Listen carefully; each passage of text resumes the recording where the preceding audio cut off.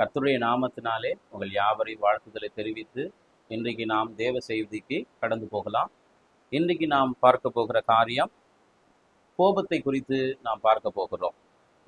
யாக்கோபு 1வது அதிகாரம் 20வது வசனம் இப்படியே சொல்லுகிறது, மனுஷருடைய கோபம் தேவனுடைய நீதியை நடப்பிக்க மாட்டாதே.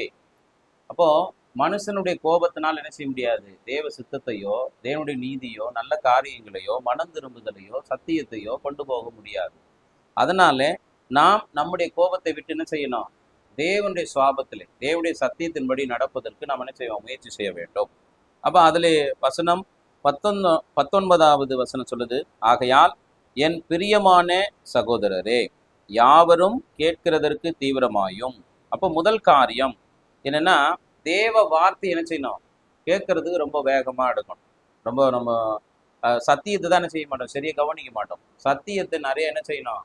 கேட்பதற்கு நம்முடைய செவிகளையோ நம் மனதை என்ன செய்யணும்? அதிகமா திறந்து கொடுக்க வேண்டும். அடுத்து சொல்றாரு, பேசுகிறதற்கு பொறுமையாயும். அப்படின்னா என்ன அர்த்தம்? ஒருத்தவங்கிட்ட பேசும்போது நிதானமாக நம்ம என்ன செய்யணும்? பேசணும். கொஞ்சம் அவசரப்பட்டு எடுத்தவங்க என்ன செய்யக்கூடாது? திட்டுறதோ இல்லை வேற மாதிரி பேசுறது என்னது கூடாது. ஏன்னா பேசுவதற்கு பொறுமையா இருக்கணும்.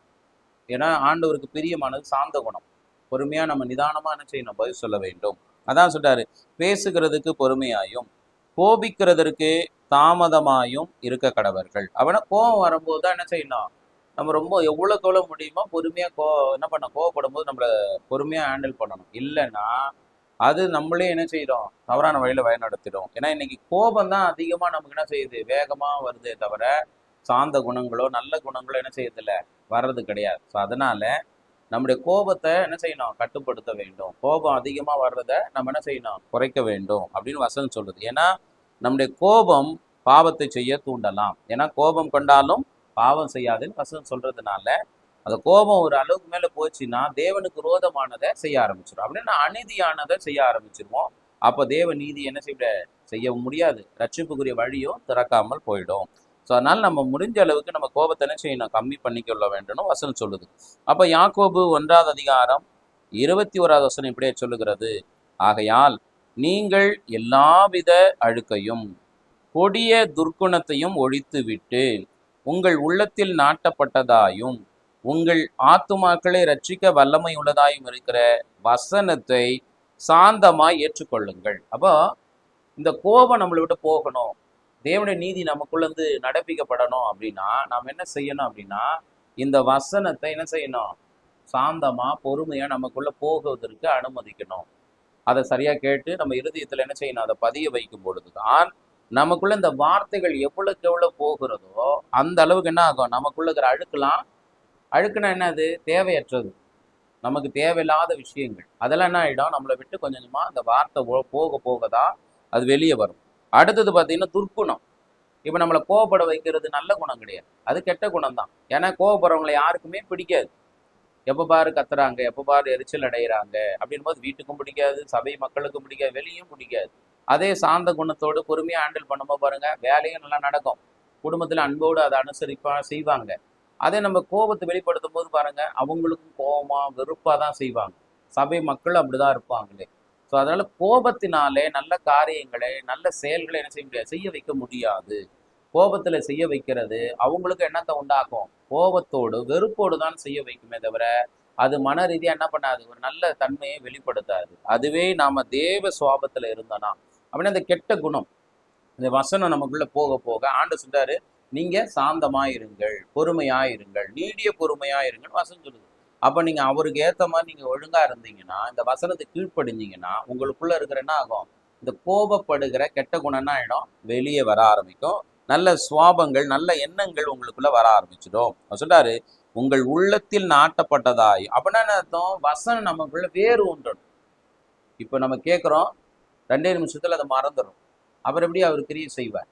அந்த வார்த்தை நமக்குள்ளவே இருந்தாதான் நீங்க எங்க போனாலும் சரி, வேலை ஸ்தலங்களிலோ படிக்கிற இடத்துலையோ இல்லை சபைகளிலோ பொதுமக்கள் இடத்துலையோ இல்லை குடும்பத்துல இருக்கும்போது இந்த அன்பு என்ன செய்யும்? உங்களுக்குள்ள வேலை செய்யும். அந்த சத்தியம் உங்களுக்குள்ள இந்த கிரியை செய்யும் போது நீங்க ஒழுங்கா என்ன பண்ணுவீங்க? செயல்பட ஆரம்பிப்பீங்க. அப்ப மாற்றங்கள் வரும். நீங்க நினைக்கிற மாதிரி தேவனுடைய நீதி அங்க வெளிப்படும். அப்படின்னா அது தேவ சத்தியம் போகும், அன்பு இருக்கும், சமாதானம் இருக்கும், அங்க அவங்க உண்மையான உள்ளத்தோடு என்ன செய்வாங்க, உங்களுக்கான கிரியைகளை செய்ய ஆரம்பிப்பாங்க. அதனால ஆண்டவர் சொல்ற உள்ளுக்குள்ள நம்ம என்ன செய்யணும், அது வேறு ஒன்றன் சத்தியம் ஏதோ சும்மா காதுல கேட்டு காதுல விட்டுடக்கூடாது. அது உள்ள நம்ம போவதற்கு அனுமதித்தால் தான் இந்த கெட்ட குணங்கள் எல்லாம் நம்மளை விட்டு என்ன செய்யும், போக ஆரம்பிக்கும். அவர் சொல்றாரு, ஆத்துமாக்களை ரட்சிக்க வல்லமையுள்ளதாய் இருக்கிற வசனத்தை சாந்தமாய் ஏற்றுக்கொள்ளும். வசனம் தான் ஒருவரை என்ன செய்யும், வேதம் சொல்லுகிறது, சத்தியத்தையும் அறிவீர்கள், சத்தியம் உங்களை விடுதலையாகும். அப்படின்னா இந்த வார்த்தை தான் ஒருத்தரை திருத்தும், ஒழுங்குபடுத்தும். ஆனா நம்ம கோபத்தால யாரையும் திருத்தவும் முடியாது, நம்முடைய வைராகியத்தினால எதையும் செய்யவும் முடியாது. அவங்களுக்கு இன்னும் அது கோபத்தை உண்டாக்கி பகையை தான் உண்டாக்குமே தவிர திருந்த மாட்டாங்க. அதற்கு பதிலாக தேவன் சொல்லுகிற வார்த்தையின்படி சாந்த குணத்தை தரித்து கொண்டால், தேவனுக்கு பிரியமான பிள்ளைகளாய் வாழ்ந்தால், நமக்குள்ள இருக்கிற இந்த கோபத்தை உண்டாக்குகிற ஒழுக்கீனமான செயல்கள், கெட்ட குணங்கள், நமக்கு தேவையில்லாத அழுக்குகள், மனதில் படிந்திருக்கிற எல்லா பகைமை உணர்வுகள், இதெல்லாம் நம்மளை விட்டு வெளியேற்றப்படும். அப்ப நம்ம தூய்மையாகும், அப்ப தேவ சுவாபம் வரும். அப்ப நம்ம எல்லாரும் கூட இணக்கமா அன்பா என்ன செய்வோம், நடந்து கொள்ளுவோம். அப்ப சத்துரு கூட நம்மளை என்ன செய்வாங்க, நேசிக்கிற நிலைமை நமக்கு ஆண்டவர் ஏற்படுத்துவார். அப்ப சபைகள் வளரும், நாம் வளருவோம், நம்முடைய குடும்பமும் என்ன செய்யும், தேவ அன்பிலே வளர்ந்து ஆசீர்வதிக்கப்படும். அதே போல் உலகத்திலும் நீங்கள் போகிற ஒவ்வொரு இடத்திலும் உங்களுக்கு என்ன பண்ணுவார், நல்ல வழிகளை திறந்து நல்ல மனிதர்களோடு ஐக்கியத்தையும் உங்களுக்கு ஏற்படுத்துவார். அதனால இந்த கோபம் தேவ சித்தத்துக்கு எதிரானது, உங்களை தேவ சித்தத்தை செய்ய விடாது. ஸோ அதனால கோபத்தை இன்றோடு என்ன செய்வோம், அடியோடு நம்ம விட்டு விடுவோம். ஆண்டு சொல்லுகிற வசனத்துக்கு கீழ்ப்படிந்து அவர் சொல்லுகிற சாந்தத்தில் என்ன செய்வோம், தொடர்ந்து நடப்போம். அவர் ஜெயித்ததை போல நாம் என்ன செய்வோம், நிச்சயம் ஜெயிப்போம். அன்பு சகலத்தையும் தாங்கும் செய்யும் என்பதை போல நாம் என்ன செய்வோம், நாமும் உலகத்தை ஜெயித்து பிசாசை ஜெயித்து பரலோகம் நிச்சயம் போவோம் என்கிற நம்பிக்கையோடு தொடர்ந்து என்ன செய்வோம், ஜெபித்து நாம் என்ன செய்வோம், தொடர்ந்து பயணிப்போம். கர்த்தர் உங்களை என்ன செய்வார், ஆசீர்வதிப்பாராக. ஆமென்.